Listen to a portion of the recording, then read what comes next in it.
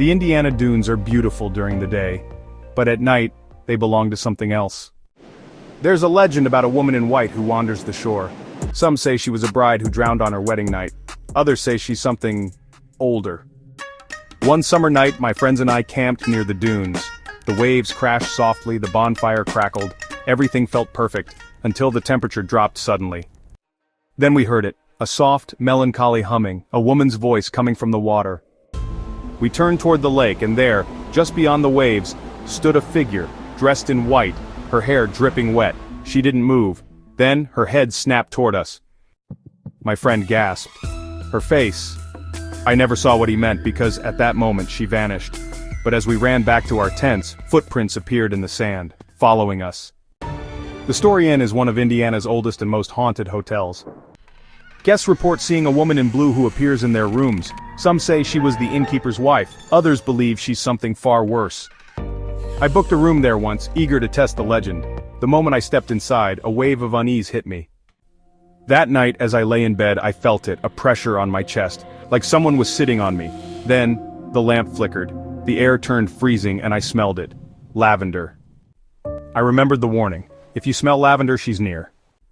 I turned my head, and there she was, sitting in the chair across from my bed, dressed in blue, staring at me. I couldn't move, couldn't scream. Then, in the blink of an eye, she was gone. But my blankets were still indented, as if someone had just been there. There's a road outside Osgood, Indiana where people see a hitchhiker, but if you pick her up, she vanishes before you reach town. I drove down that road once late at night. I didn't believe the stories. Then, I saw her, a young woman in a pale dress walking along the side of the road. Her hair was long, hiding her face. I slowed down, rolled down my window. "Do you need a ride?" She didn't answer, just nodded. She climbed into the passenger seat, the air turning ice cold.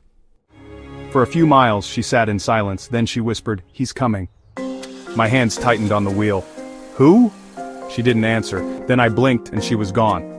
The seatbelt was still buckled. The door never opened, but in my rearview mirror, I saw someone standing in the road, watching me. I sped away and never looked back. Stepp Cemetery is one of the most haunted places in Indiana. People report shadow figures, whispers, and an overwhelming sense of being watched. I went there once with a group, just to see. The moment we stepped into the graveyard, the air felt heavy. The trees seemed to close in. Then one of my friends gasped, "Do you see that?"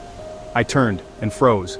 A tall, pitch-black figure stood between the gravestones. No face, no features, just pure darkness. Then, it moved. Fast, too fast, straight toward us. We ran. I swear I felt it right behind me, breathing down my neck. The second we left the cemetery, the feeling vanished. But later, when I looked at my phone, I saw something in one of the pictures. A shadow, standing behind us, even though, at the time, we were alone. Indiana's ghosts are restless. They walk the roads, haunt the hotels, and lurk in the shadows.